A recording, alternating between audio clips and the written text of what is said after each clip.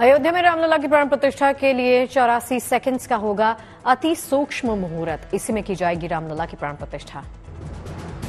देश भर के विद्वानों और ज्योतिषाचार्यों से मांगा गया था प्राण प्रतिष्ठा के लिए शुभ मुहूर्त। पंडित गणेश्वर शास्त्री द्रविड़ के मुहूर्त पर लगी फाइनल मोहर। दोपहर 12:29 8 सेकंड से 12:30 32 सेकंड्स तक होगा शुभ मुहूर्त। इसी दौरान की जाएगी प्राण प्रतिष्ठा। रामलला की स्थापना के लिए दिए गए थे कई तारीखों के विकल्प। काशी के ज्योतिषाचार्य पंडित गणेश्वर शास्त्री द्रविड़ ने 22 जनवरी को माना सबसे शुभ। प्राण प्रतिष्ठा के बाद आरएसएस चलाएगा दर्शन अभियान। 26 जनवरी से 21 फरवरी तक चलेगा दर्शन अभियान। 30 दिसंबर को अयोध्या में होगा 22 जनवरी के कार्यक्रम का ग्रैंड रिहर्सल। श्री राम मंदिर के उद्घाटन समारोह के पूर्वाभ्यास की तैयारी। सीएम योगी आदित्यनाथ ने दिए निर्देश, 30 दिसंबर को भी की जाए 22 जनवरी जैसी तैयारी। सरकारी विभागों में हो बेहतर तालमेल। 30 दिसंबर को फूलों से सजाई जाएगी अयोध्या नगरी। सड़कों पर लाइटिंग का भी होगा पूरा इंतजाम।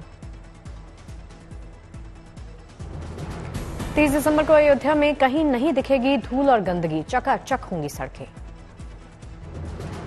30 दिसंबर से पहले रामपथ के फुटपाथ और मुख्य कैरेज के बीच में लगेगी railing. Light and facade light भी लगेगी। प्राण प्रतिष्ठा के मौके पर अयोध्या में ट्रैफिक मैनेजमेंट की होगी खास व्यवस्था। बाहर से आने वाली गाड़ियों के एंट्री के लिए तैयार किया जाएगा प्लान। प्राण प्रतिष्ठा के मौके पर अयोध्या में किन लोगों को मिलेगी एंट्री और किन गाड़ियों पर होगा बैन, इसके बारे में जल्द स्थिति साफ करेगा प्रशासन। अयोध्या प्रशासन ने दिया भरोसा, प्राण प्रतिष्ठा के मौके पर अयोध्या के निवासियों को आवाजाही में नहीं होगी कोई भी किसी भी प्रकार की दिक्कत। श्रीराम जन्मभूमि तीर्थ क्षेत्र ट्रस्ट का बयान, 22 जनवरी को आमंत्रित लोगों के अलावा अन्य दर्शनार्थी नहीं कर सकेंगे रामलला के दर्शन। पर्यटकों की सुविधा के लिए विकसित किया जाएगा अयोध्या का एक डिजिटल टूरिस्ट मैप। कई भाषाओं में होगी अयोध्या में मौजूद सुविधाओं, प्रमुख स्थलों की जानकारी। राम मंदिर में प्राण प्रतिष्ठा से पहले जारी है अयोध्या नगरी को सुंदर बनाने का काम। एक ही रंग में नजर आएंगी रामपथ पर बनी इमारतें, दुकानें। प्राण प्रतिष्ठा के दौरान अयोध्या की सुरक्षा इंतजामों पर बोले DG law and order Prashant Kumar, अभेद और अचूक सुरक्षा सुनिश्चित करेगी यूपी पुलिस। आसमान, जमीन, पानी तीनों तरफ से ड्रोन से अयोध्या में की जाएगी निगरानी। सभी विभागों के प्रमुखों के साथ बैठक। अयोध्या में येलो और रेड जोन में लगाए जा रहे सैकड़ों सीसीटीवी कैमरा, स्कैनर और दूसरे इंतजाम भी होंगे पुख्ता। श्रीराम जन्मभूमि तीर्थ क्षेत्र ट्रस्ट के महासचिव चंपत राय का बयान, 22 जनवरी उतना ही महत्वपूर्ण जितना 15 अगस्त 1947 था। नेपाल में जानकी मंदिर में भेजा गया प्राण प्रतिष्ठा समारोह का न्योता, पुजारी को मिला निमंत्रण। संसद कांड मामले में आरोपी महेश कुमावत को पटियाला हाउस कोर्ट में पेश किया गया। 7 दिनों की पुलिस हिरासत खत्म होने के बाद पेशी। आरोपी महेश कुमार को कोर्ट की ओर से वकील करवाया गया मुहैया। पुलिस के रिमांड पर कोर्ट ने बढ़ाई 13 दिन की रिमांड। महेश कुमावत ने वकील के कस्टडी बढ़ाने का किया विरोध। इलेक्ट्रॉनिक सबूत के तर्क पर कस्टडी का विरोध किया। अब सभी 6 आरोपी एक साथ पुलिस कस्टडी में। पुलिस एक साथ सभी आरोपियों को 5 जनवरी को पेश करेगी। बिहार के YouTuber Manish Kashyap Beur model central jail से रिहा हुए 9 महीने से बंद थे। तेजस्वी यादव को ईडी ने जारी किया समन, 5 जनवरी को पूछताछ के लिए बुलाया। बिहार के उप मुख्यमंत्री तेजस्वी यादव को सरकारी दौरे के लिए विदेश जाने की मिली इजाजत। 6 से 18 जनवरी तक ऑस्ट्रेलिया न्यूजीलैंड का करेंगे दौरा।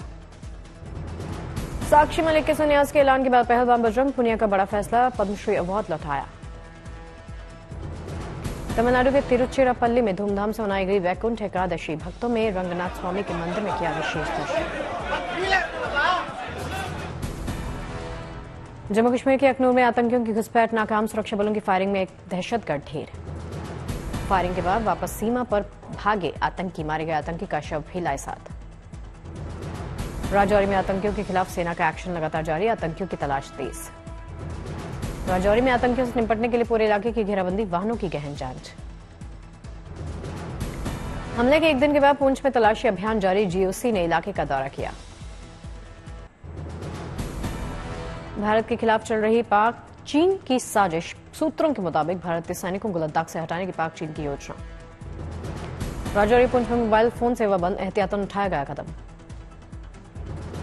आतंकी हमले पर सियासत तेज, शिवसेना सांसद संजय राउत का बयान, कहा यह हमला पुलवामा जैसा।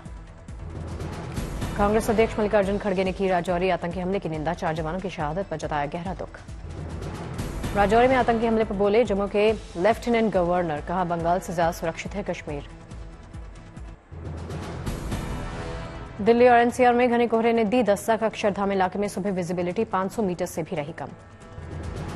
कोहरा बढ़ने से गाड़ियों की रफ्तार धीमी, 9.6 डिग्री दर्ज किया गया दिल्ली का टेम्परेचर। एम्स के बाद सुबह कोहरे में लिपटी दिखी सड़क, विजिबिलिटी काफी कम।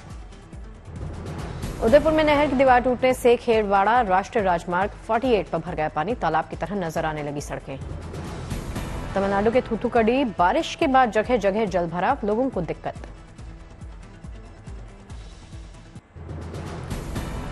नोएडा में कोहरे के चलते सड़कों पर छाई धुंध, लोग अलाव के आगे बैठकर ठंड से कर रहे बचाव। मुरादाबाद में सर्द रात लोगों के लिए बन रही मुसीबत का सबब, ठंड के चलते लोग ठिठुरने के लिए मजबूर। कानपुर में सुबह छाया घना कोहरा, हवाओं ने बढ़ा दी ठंड। कोहरे के आगोश में संगम नगरी प्रयागराज नजर आई, विजिबिलिटी यहां पर बेहद कम नजर आई। मेरठ में बढ़ रहा सर्दी का प्रकोप, कोहरे ने कम की विजिबिलिटी, धीमी हुई वाहनों की रफ्तार। सफेद बर्फ की चादर में लिपटा सोनमर्ग, बर्फबारी के चलते बदला मौसम का मिजाज। दिल्ली में छत्तीसगढ़ के सीएम विष्णु देव साई ने उपराष्ट्रपति जगदीप धनखड़ के साथ की मुलाकात, दोनों ने कई मुद्दों पर की चर्चा। गया में एकत्रित हुए कई देशों से आए बौद्ध भिक्षु, सभी ने बोधि वृक्ष के नीचे विश्व शांति के लिए प्रार्थना की। मुरादाबाद में पूर्व प्रधानमंत्री चौधरी चरण सिंह की 51 फीट लंबी मूर्ति बनकर तैयार, सीएम योगी आदित्यनाथ करेंगे अनावरण। लखनऊ में सीएम योगी आदित्यनाथ ने पूर्व प्रधानमंत्री चौधरी चरण सिंह को दी श्रद्धांजलि, उनकी मूर्ति पर किया माल्यार्पण।